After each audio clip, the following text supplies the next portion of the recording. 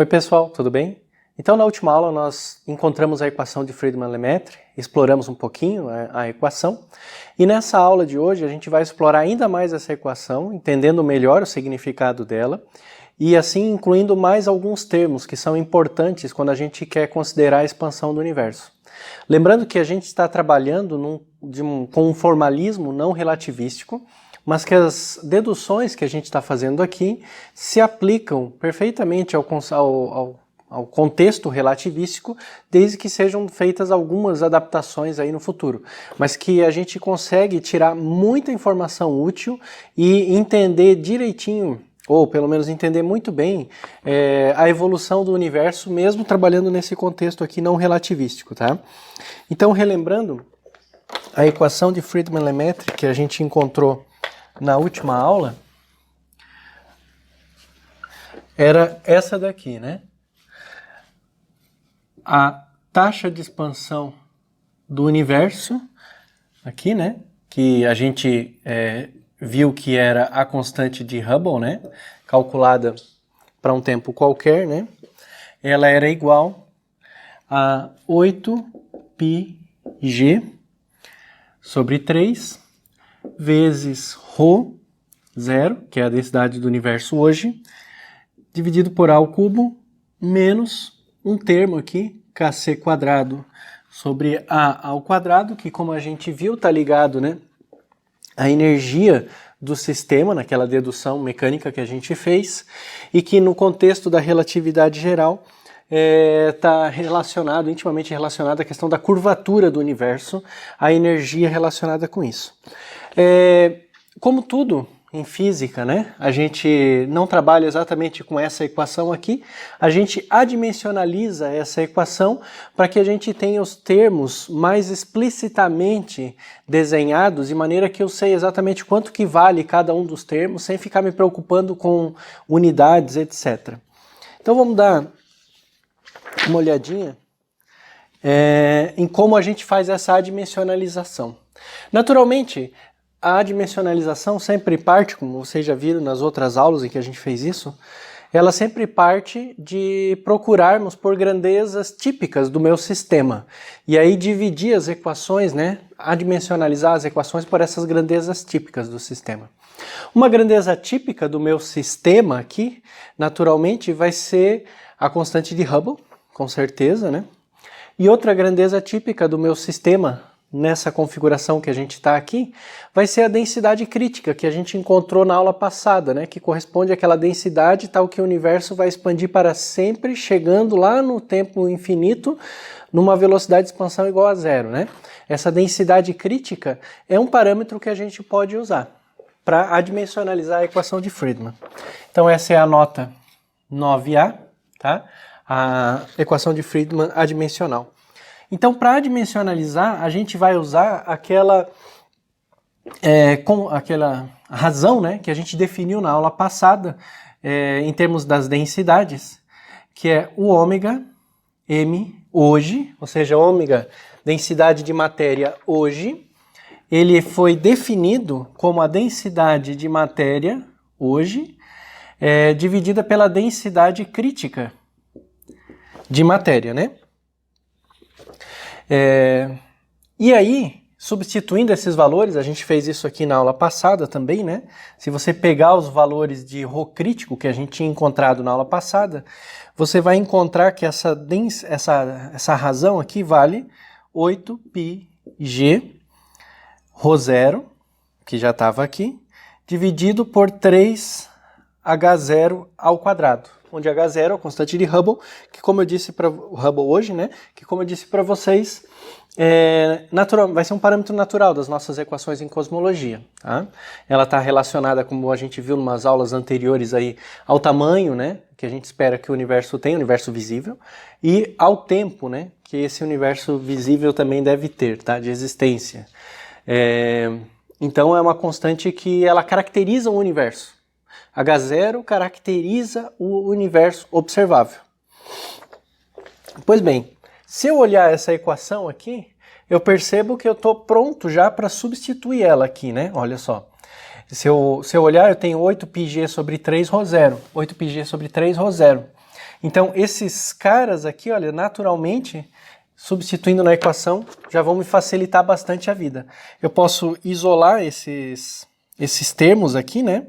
Eu posso fazer assim, ó. Passar, né? 8 π g sobre 3 ρ0 para um lado, né? E o H0 ao quadrado, ômega m0 para o outro. Então, peguei essa equação aqui, isolei o termo que já está aqui na equação e fiquei com isso daqui. Então, ao invés de escrever esse termo aqui na equação, eu vou escrever esse. Vou substituir isso na minha equação. Então, a gente vai ficar com uma equação menor, que vai ser assim. H ao quadrado vai ser ômega m0 H0 ao quadrado sobre A ao cubo, tá? E aí tem o termo ainda do K lá, menos KC ao quadrado sobre A ao quadrado. Essa é a nossa equação de Friedmann-Lemaitre, quase adimensionalizada. Perceba que, ao invés de me preocupar com constante gravitacional, ρ0, etc., entrou um H0, que é uma constante super bem conhecida, que a gente mede experimentalmente, né? Claro, dentro das suas limitações, mas é o nosso feijão com arroz na cosmologia, o H0. E entrou o ômega matter, ômega matéria, hoje, que é um número. A gente calculou na aula passada, fizemos uma estimativa dele, né? Você lembra? A gente estimou que ele valia 0,25. Não tem unidades. Então é um número. Assim como o A é um número puro também, o fator de escala, né? Então também não tem unidades. E aqui o A também não tem unidades.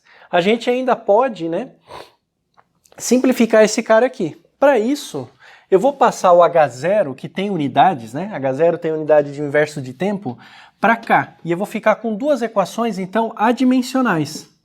H ao quadrado sobre H0 ao quadrado, vai ficar adimensional, porque H tem unidade de inverso de tempo também, mesma unidade do H0, né? E eu vou ficar com a equação escrita assim, ômega m0, A ao cubo, menos KC ao quadrado, H0 ao quadrado, porque eu passei o H0 para o outro lado, né? A ao quadrado. Então, repara, adimensional, H sobre H0, não tem unidades. Adimensional, nem o ômega tem unidades, nem o A tem unidades. Esse termo, naturalmente, vai ser adimensional também. Tem que ser adimensional, tá? Como o A não tem dimensão, esse termo KC quadrado sobre H0 ao quadrado também é adimensional. E é claro que eu vou dar um nome para ele. A analogia do que eu já fiz aqui, a melhor maneira de chamar esse termo vai ser, então, definindo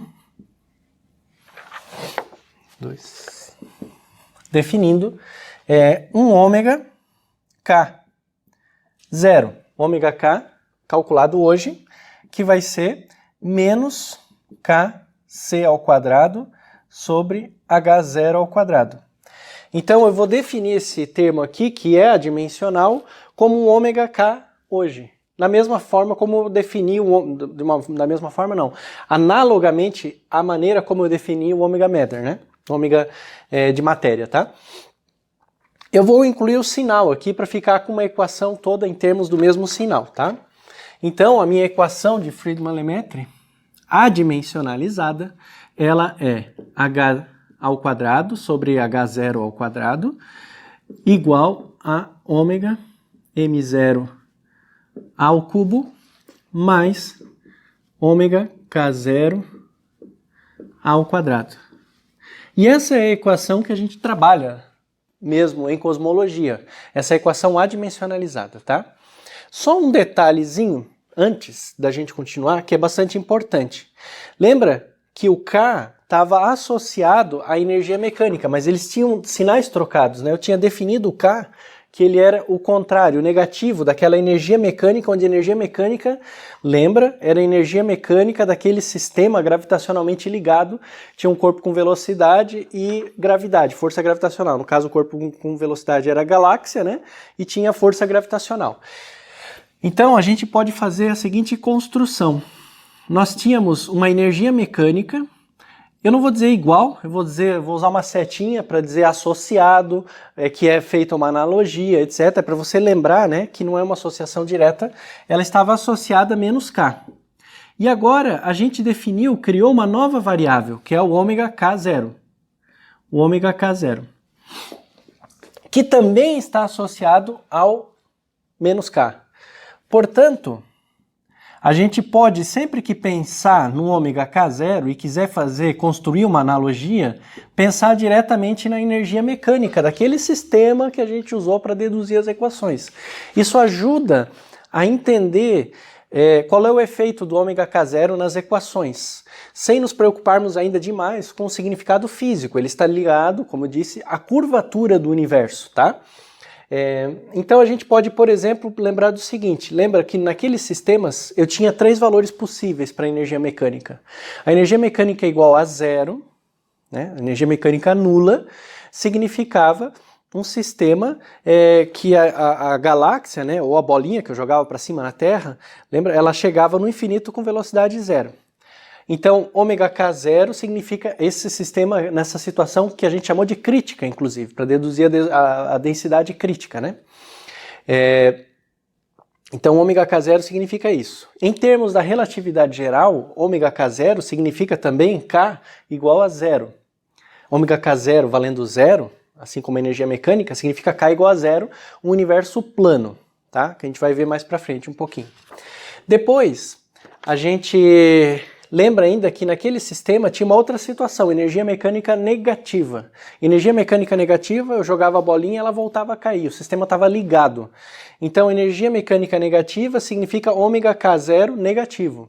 Só que energia mecânica é energia, tem unidades de energia. Ômega K0, ele é adimensional, a gente adimensionalizou esse cara, tá?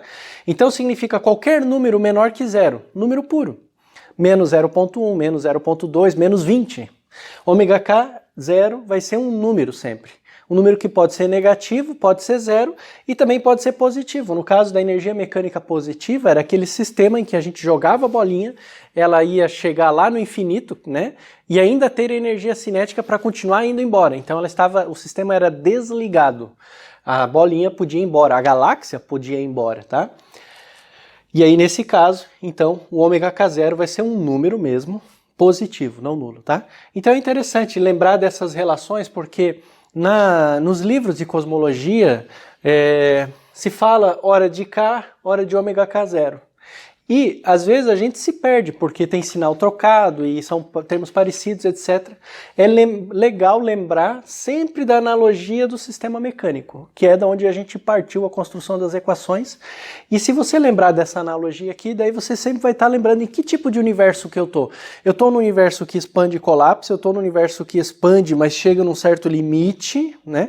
Uma expansão, né, que alcança um limite, ou eu tô no universo que expande indefinidamente para sempre. Tá? Então é interessante sempre ter isso aí bem guardadinho na cabeça, tá? Relembrando.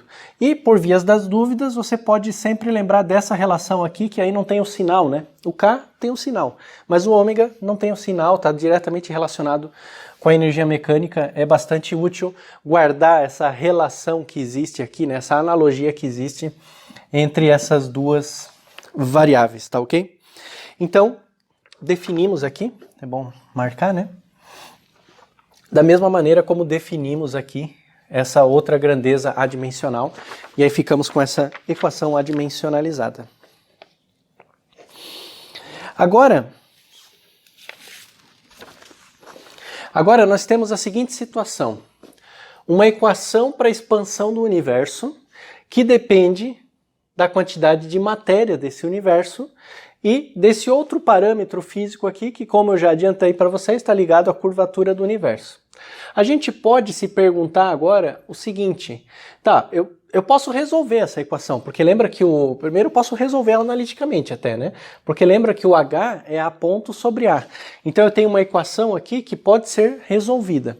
Só que antes da gente resolver, a gente vai resolver, vale a pena a gente explorar alguns limites dessa equação. A gente sempre faz isso, quando a gente tem uma equação, a gente explora alguns limites, algumas assíntotas que a gente fala dessa equação, para já prever como vão ser essas soluções aí, tá? A gente vai resolver ela analiticamente mais para frente, vamos resolver mesmo, só que aí, inclusive, ela vai ter mais alguns termos, como a gente vai deduzir hoje ainda. Primeiro, vamos ver uma solução aqui, um caso, né? Que é um universo dominado por massa. Então, um universo onde o ômega-k não importa em relação ao ômega-m. Você pode fazer, né, sempre como são números, você pode pensar que esse número é muito maior do que esse daqui. Então vamos colocar um universo dominado por massa, onde o ômega-k0 vale 0 para todos os efeitos. Não que ele valha necessariamente 0, como eu disse, mas onde o termo ômega-m domina sobre ele. Mas, matematicamente, é interessante lembrar que esse ômega-k0 igual a 0 aqui é um universo plano, tá? Inclusive, o universo mais próximo do que a gente acredita que seja hoje a realidade. Bom, nesse caso, a nossa equação de Friedmann-Lemaitre, ela fica assim, ó. H ao quadrado, que é A ponto sobre A ao quadrado, vai ser H0 ao quadrado, ômega m0 sobre A ao cubo, né? E o que a gente quer é encontrar uma equação para A ao longo do tempo. E estamos muito perto disso, na verdade, né? Porque a gente tem um A ponto sobre A, a gente pode tirar aqui, podemos tirar a raiz quadrada, né? Então a gente vai ficar assim, olha. O A ponto é dA dt, né? O A ao quadrado eu posso passar para cá multiplicando. E eu também primeiro eu tiro a raiz, né? Primeiro eu posso fazer o seguinte. Eu posso tirar a raiz e depois eu vou passar o A multiplicando. Ou se você quiser também, você pode pensar... Vamos fazer passo a passo aqui, porque senão dá um nó na cabeça do cidadão, né? Vamos fazer da maneira mais fácil. Antes de tirar a raiz, eu vou escrever A ponto ao quadrado, vai ser H0, ômega, M0, A ao quadrado, que é esse A aqui, passou para cá multiplicando, dividido por A ao cubo. Então, naturalmente, aqui vai cortar e vai ficar só um A. Agora eu vou tirar a raiz. Faltou o quadrado, tá? Agora eu vou tirar a raiz e vai ficar, o A ponto é dA dt. dA dt. Eu tirei a raiz, então ficou H0, raiz de ômega m0. Vamos deixar separado aqui, você já vai ver por quê. Raiz de A, tá? Raiz de A. Assim ficou a nossa equação, certo? Eu quero integrar essa equação no tempo, naturalmente. Então, para integrar essa equação no tempo, eu vou passar esse A para cá e vou passar o dt multiplicando para lá. Meus alunos da matemática, fechem os olhos, por favor. Aí, a gente vai ficar com raiz de A, dA, igual H0 dt. Tá? dt. Aqui, se eu quiser, eu posso construir uma adimensionalização, porque a minha equação está praticamente adimensionalizada. Eu posso adimensionalizar, lembrando que a gente calculou, mas a gente calculou e definiu o tempo de Hubble como sendo 1 sobre H0, lembra? E o tempo de Hubble é quase igual à idade do universo, né? 1 sobre H0 era o tempo de Hubble. Então, se eu quiser, eu posso defino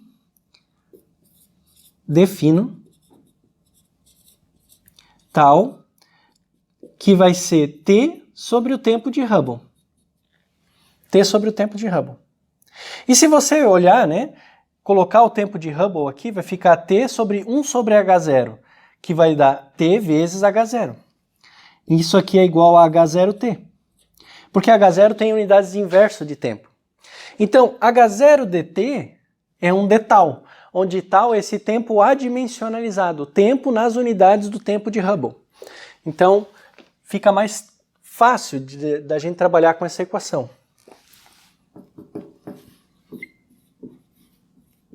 Logo, eu vou ficar com uma equação toda adimensionalizada. Raiz de A dA é igual a raiz do ômega m de tal, onde tal é esse tempo adimensionalizado, o tempo nas unidades da escala de Hubble. Então, por exemplo, quando o tempo valer exatamente 1 sobre H0, que era quase 14 bilhões de anos, o tal vale 1. Se a gente estiver falando de uma idade menor do que 14 bilhões de anos, o tal vale menos que 1. Se for mais, vale mais. Lembrando que o TH não é exatamente a idade do universo, né? Ele pode ser diferente da idade do universo, ele é diferente da idade do universo, a gente vai calcular a idade do universo no futuro, mas vai dar um valor bem parecido. E aí a gente tem essa equação aqui. Essa equação, naturalmente, ela precisa ser integrada para a gente poder resolver. Então eu vou precisar integrar essa equação aqui. Para integrar essa equação aqui, agora eu tenho um problema, né? Um probleminha, que é o seguinte: eu preciso fazer essa integral colocando os limites. Poderia calcular, né, uma integral aqui indefinida e tal, mas não interessa pra gente, interessa colocar os limites, tá? E para colocar os limites, a gente vai precisar colocar condições de contorno. Limites em física são essas condições de contorno, ou seja, dizer como é o meu sistema, né? Em um momento, pelo menos. Então, a gente pode colocar a condição de contorno no começo do universo. Eu vou colocar aqui no começo do universo, a escala do universo era 0. Mas essa é uma hipótese que eu estou fazendo, você entende? O universo pode ter começado com uma escala diferente de 0. Ele pode ter começado com uma escala super grande, diminuído de tamanho e depois crescido. Pode ter começado com uma escala desse jeito, assim, né? No entanto, a gente sabe hoje que o universo está expandindo, né? E o universo expandindo, aqui temos o A ponto, né? Então, o A ponto hoje é positivo. Se o A ponto hoje é positivo, por essa equação aqui, no passado, qualquer universo dominado por matéria, ele também seria positivo, né? Basta você ver aqui, ó, o A ponto hoje é positivo. Então o A ponto em qualquer momento aqui também tem que ser positivo. Não tem como dar um termo negativo, não tem como virar de sinal aqui essa equação. Então é muito razoável que eu assuma que o universo dominado por matéria, ele no começo era bem pequenininho e depois ele só expande, tá? Então eu vou integrar, né, até uma certa escala, que eu não sei quanto que é, até um certo tempo que eu não sei o quanto que é. Para não ficar com as mesmas variáveis, eu vou botar uma linha aqui como a gente costuma fazer, tá? Então, calculando essa integral aqui, né? Você sabe que a integral da raiz, né, vai dar 3 meios, né? Então eu vou ter A na 3 meios, dividido por 3 meios, igual, isso aqui é uma constante, cai fora, né? O ômega meter, o tal, tá? O 3 meios vai passar para lá, mas o que interessa para a gente é isso daqui, olha. Que, portanto, nessa situação, o A ele é proporcional ao tempo na 2/3. Era essa relação que a gente estava procurando. Então, apesar de eu ter integrado a equação inteirinha, né, a gente pode chegar na conclusão no final que a dependência de A com o tempo é de 2/3. E vamos guardar esse resultado. A gente até pode, naturalmente, deixar a equação com todos os termos, mas eu ainda teria que pensar um pouco mais a respeito desses limites de integração, porque eu posso inclusive me questionar fisicamente, porque, sai daqui dessa equação que o universo deveria ter tido um início muito pequeno, de escala muito pequena. Só que quem disse que essa equação vale para todos os tempos do universo? Especialmente para o começo do universo, onde a física pode ser diferente, tá? Então a gente poderia dar essa solução e ficar tranquilo, mas não dá para ficar tranquilo, porque essa equação não necessariamente vale lá para o começo do universo. Mas a gente sabe que no universo dominado por matéria, o A cresce com um fator aí 2/3, tá? Uma outra maneira de eu pensar nesse universo dominado por matéria, eu falei, assumir ali um ômega k igual a 0, mas tem uma outra maneira ainda que eu poderia também pensar, que seria ou então um universo onde o A é muito pequenininho. Por quê? Porque quando o A é muito pequenininho, o termo 1 sobre A ao cubo vai dominar o termo 1 sobre A ao quadrado. Você pode pensar nisso colocando um valor pequenininho. Por exemplo, digamos que o A valha 1/10. Não é exatamente muito pequenininho, mas é menor que 1. 1/10. Então, 1/10 ao cubo vai dar 1/1000, né? 1/1000. Se eu inverter, vai dar 1000. 1/10 ao quadrado dá 100. 1/100. Invertendo, dá 100. Então, é 1000 vezes 100. 1000 com 100. Não importa muito os valores das constantes, para um universo pequeno, qualquer que fosse o K, o ômega K, desculpa, esse termo dominaria. Então, uma outra maneira de dizer é que eu não estou resolvendo essa equação para qualquer universo, mas eu estou resolvendo essa equação aqui para um universo pequeno, universo no seu começo. Nesse caso, não importa muito os valores dos ômegas, porque o A seria muito menor do que 1 e esse termo dominaria. A gente diz que é o universo dominado por matéria. No começo, segundo essa equação, o universo seria dominado por matéria. A gente pode fazer um raciocínio muito semelhante, que é a nota 9C. Um universo, então, muito grande. Um universo muito grande. Seria A muito maior do que 1. Ou, se você quiser também, um universo onde ômega K domina sobremaneira o ômega M, tá? Mas, se você pensar num A muito maior do que 1, você pode ver também que esse termo se torna insignificante. Pensa, por exemplo, A igual a 10 de novo. Agora, antes era 1/10, agora é 10, muito maior do que 1. Não exatamente muito maior, mas já serve para conta, né? 10 ao cubo, 1000. 10 ao quadrado, 100. Então, esses termos, que são números, né? Imagina que fosse 1 e 1. Então, 1 sobre 1000, 1 sobre 100. Esse termo aqui ganha. Então, na equação, ele leva vantagem, ele domina a evolução da equação, domina a evolução do universo. Então, para o caso de um universo muito grande, a gente vai ter essa equação aqui, só que no caso, para o ômega K. Então, nós vamos ter que A ponto, a gente já pode partir daqui, né? A ponto ao quadrado vai ser igual a H0 ao quadrado, ômega K0, dividido por A ao quadrado, não o cubo, porque o termo cubo é para a matéria, né? Vezes o A ao quadrado que estava no denominador da equação de Hubble, da equação de Friedmann-Lemaitre. Eu vou cortar esses dois termos e eu chego na conclusão que A ponto vai ser igual a H0 raiz de ômega K0. Só que isso daqui, gente, é uma constante, né? A ponto é igual a uma constante.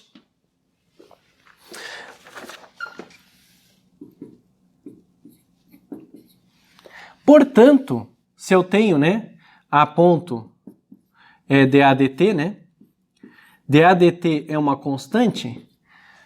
Se eu for integrar esse negócio, eu vou descobrir que A é uma função linear do tempo.